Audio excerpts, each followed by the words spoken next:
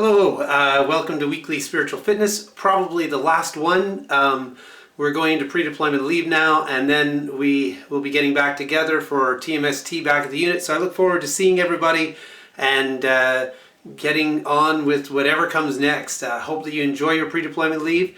But today, I want to talk to you for this last installment of Weekly Spiritual Fitness about atheisms. I honestly have found atheists to be some of the best people to talk about religion with. I mean, there are different types of atheism, and just like there are different types of faith, there are what I might call denominations of atheism, and I want to talk to you about four of those today.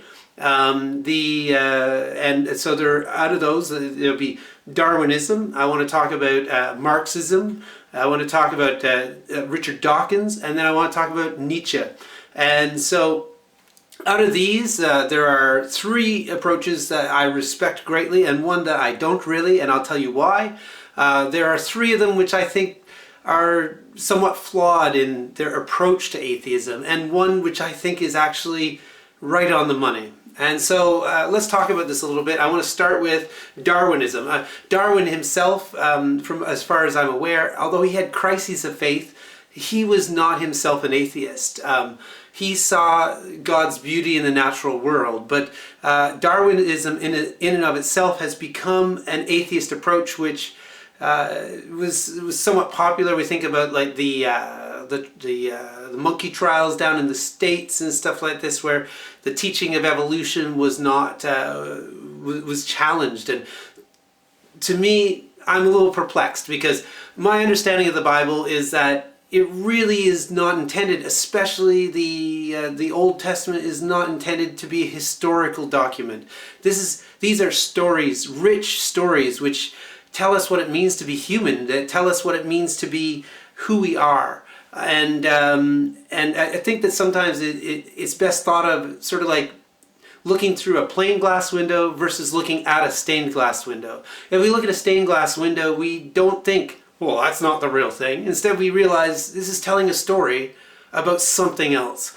And that doesn't mean that something else did or didn't happen in that way. But I think that when we look at the stories of creation versus evolution, myself, I believe in evolution. I don't think that it contradicts anything in the Bible. So this approach to religion comes right out of what we were talking about last time with Descartes and positivism, that the Bible has been churned into this document which needs to be factually correct. But it was, at the time it was written, facts weren't even a thing. G.K. Chesterton once said, facts like telescopes and wigs for gentlemen are a 17th century invention. And that's because this approach to history and writing history in as a factually correct way as possible was not even accessible to people at the time, or wasn't even thought of at the time. The Bible is full of rich stories, and that doesn't lessen their meaning. I am sure that you've watched movies that are based on a true story but have taken some liberties. This is all done for in the interest of narrative, so that a certain point can be delivered. And yes, that point is biased. I don't think anybody could say that the writers of the Bible were not biased. They had their own political motives. They had their own religious views. But that's why having so many writers in it makes it such an interesting document. And the evidence in that is how it's affected people's lives, mostly for the good, although we have seen in particular like that response against science, from putting science and religion at odds. I don't think that they are, personally. So you have to take it from me. I'm a bit of a progressive Christian that way. Although I do take the Bible very seriously, I believe that in reading the Bible, in order to take it seriously, you can't take it literally. But I know a lot of Christians would disagree with me on that too, and I would love to have that conversation. If you take, like the way that animals' brains, and even our own brains, have evolved. The things that work for us, we continue doing. The things that don't work for us, we haven't continued to do. That's a generalization. We still have appendices. We still have parts of our body which may not always serve us the best, but there's a reason. There's a reason for it. If you look back, there was probably one tribe of humans, who when their children ran up to the edge of a cliff, they were perfectly fine with it. And then there was another tribe of humans that when their children went up to the edge of a cliff, freaked out.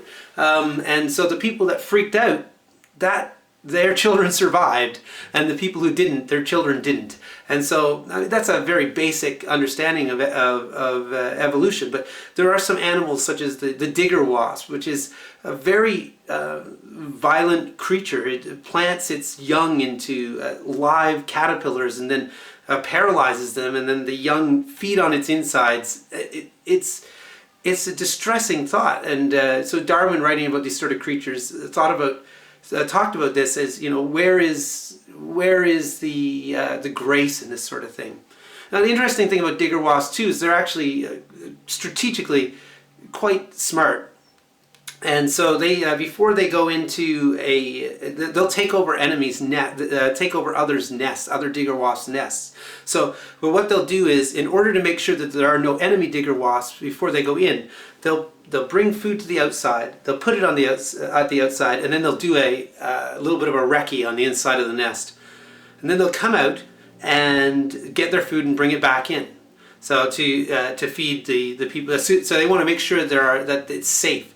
Interesting thing about digger wasps is if you take the food and you move it, when they come back after doing their recce, they pick up the food, they place it at the entrance, and then they go back in and they check it out again. And they will do this until they starve to death, because this is hardwired. They are hardwired to do this, and it's for their own protection. The same way Darwin talked about turkey vultures. Turkey vultures, he gave them as an example of motherly love, and he about how creatures would sacrifice themselves for their own children. Turkey vultures will throw themselves at anything to protect their young. If you brought a tank in, they would just attack the tank. They will die protecting their own young. However, there are certain instances where turkey vultures were found to, after their young had hatched, they would peck their brains and kill them.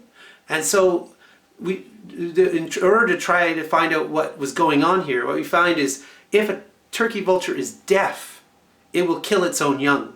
So it's actually not motherly, but more it's programmed to attack anything that doesn't go cheep like its young. But I guess my point in talking about this is, again, this brings us back to what is it about us that's human? Are we programmed entirely? And some people would say yes, but my worldview is that we have free will. We have something, sentience, ability to communicate, whatever it is, that makes us different. And for me, to find the answers about what that difference is, I find that religion is replete with good answers. Good theology is, and bad theology is replete with horrible answers. So I can understand why Darwinism has become its own type of atheism, but I often feel like it's actually the type of atheism it's fighting against is the type of atheism that it's fighting religion with. I also would say that religion is wrong in those same instances. So I actually feel I get very defensive about bad theology. So I think that we need to make sure that whatever we believe in, that we understand why we're doing it, and that we can hear our critics. And I think in that case, Darwinism has been a very good critic. As well, Marxism has been an excellent critic. We hear about religion being called the opiate of the masses. Marx very accurately very rightly gets frustrated at religion, because religion was used to keep people placated. So, don't worry about overthrowing the proletariat now, but instead wait and be good now, and then later you'll have a mansion of gold. Marx was furious about this kind of promise in religion, and rightly so. Jesus talks about money. It's the second most popular topic he talks about, and he does not really, is not generally supportive of the way that we have fashioned modern capitalism. And in fact, modern capitalism has been critiqued. If we look at critiques about this, it actually was designed to be a system based on generosity. I think I talked in another video, maybe it was something else, about Adam Smith and the vile maxim. The vile maxim is all for me, none for anyone else. And Adam Smith said any system that is designed will fail if it adopts the vile maxim. And so capitalism only works when we're generous with one another. And the other thing is that we need to pursue happiness, and we need to pursue our self-actualization, and religion actually talks about this a lot. So Marx's main criticism of religion being an opiate, I would say if we read the Bible and employ good theology, that we would probably agree with his critiques. And I would say even capitalism in and of itself would agree that that idea of that, you know, the lack of distribution of wealth and the ability for people to, it inhibits the people's ability to be self-actualized, which is, I think, when all the grand narratives of the philosophers are really trying to get at. And I really think that's also at the heart of Christianity, and I think it's at the heart of all the world religions. The third atheism, and I don't want to spend a lot of time on it, is the Richard Dawkins militant atheist, sort of a fundamentalist atheist approach. And I know that when I was going through seminary, we had to read The God Delusion. And I remember when I was reading it, I read something about Augustine. And he said something about Augustine that didn't sound right to me. Like, I had read Augustine, I admire Augustine's theology, and so I looked at, you know, any good scientific document, it was sourced, and so I looked at the sources, and when I got to the end note, I saw he wasn't actually quoting Augustine, he was quoting somebody else. So I went to the library, I took out that book and found where in that book he had quoted, and in that book had quoted Augustine correctly, but the writer, the person that Dawkins cites, says some would be wrong if they think Augustine says this, and he cites that. He misses the some would be wrong if they think, and only quotes the thing that comes after it and says Augustine says it. That's bad science. It's bad academics. I personally feel like Dawkins, I know in so many ways, probably 95% of the time, he is a good academic, but obviously at this one point he wasn't, and he lost my respect in that one moment. You need to be very careful when you're writing an academic document that you're citing correctly. And so many people have read this book and take it very, very seriously. Frankly, I actually agree with a lot of Dawkins. Like, again, he's arguing against a God that I don't personally believe in. I believe God is full of grace, full of mercy, wants for our self-actualization, and tears down the boundaries, is always for the oppressed, is always hoping to transform the oppressor. And so Dawkins, I think very rightly is critical of this hard line religion that I think is at the heart of the militant fundamentalism. But he does it in a way that comes across himself as a militant fundamentalist as well. And so I think he actually falls into a lot of the same traps. He talks about, God as a sky daddy and the cosmic child abuse. Actually, I'm not sure if that's Dawkins or not, but it's in the same line of thinking. But, you can make anything beautiful sound ugly. I mean, we can talk about sex, we could say, putting the pee-pee into the hoo-hoo, right? It's not, you can make anything elegant, anything beautiful sound ugly with your rhetoric. So I think that that Dawkins just has a lack of appreciation for good theology, or maybe he has an overly abundant appreciation for bad theology and uses it to sell his books. I don't know. Anyway, I don't have a lot of respect for that militant atheism, although I have less respect for militant faith militant theism. But anyway, that's another topic we can talk about sometime. The last atheist, the atheist I probably respect the most is Nietzsche. Friedrich Nietzsche says that, you know, he wrote a book called The Antichrist, and in it he had said that Christianity is the problem.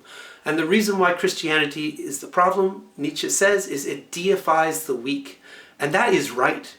In the Bible, it's very clear that the weak, the oppressed, the hungry, the sick, the imprisoned, how you treat these people is how you treat God.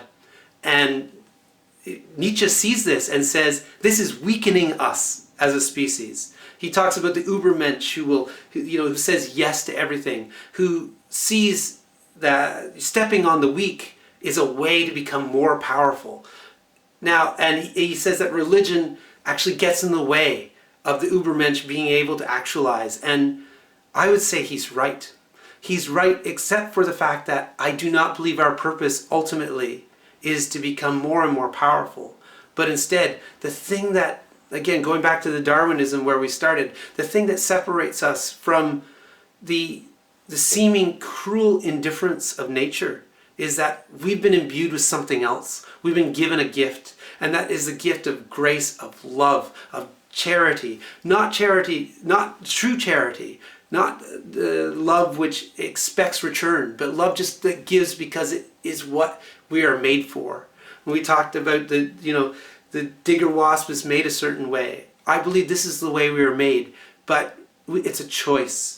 And every time we stray from that being who we are created to be, who we're called to be, it creates a dissonance in us, and we'll pour all kinds of things into that hole to comfort us. Whereas, really, if you ask me, that's where we need to put our faith, our beliefs, our spirituality, whatever it is that makes us fulfilled, helps us get towards self-actualization. Anyway, I hope this message finds you well. I had to stitch this together because I spoke too long. I hope you use your pre-deployment leave to connect with your families. It's going to be a tough go for those of us that are going to be separated from our families for a long period of time. So use this time to connect, hold your loved ones, and understand too that if you run into conflict at this time, that's actually quite natural and normal. Try to be quick to forgive your family when they seem like they're not responding in the way you'd hoped, and quick to forgive yourself when you're beginning to naturally separate, naturally start to take your mind away from being here to being somewhere else. And as you do all this, I really want you to put at the center of all things that your own understanding of what life is all about what the meaning of everything is.